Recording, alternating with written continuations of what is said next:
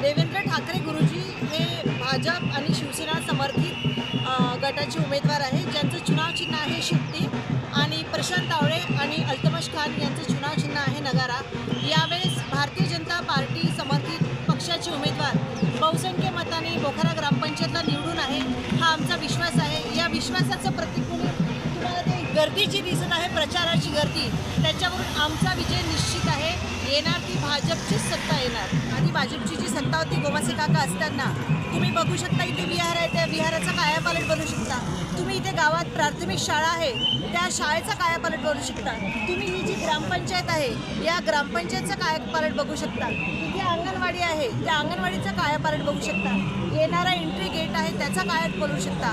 हे सगळं कामं विकासाच्याच भरोशावर होत आहे आणि 1 ते 6 वार्डामध्ये विकासाची कामं सुरू आहेत आणि भाजपचे सरपंच आल्यावर ते सुरूच राहणार आहे।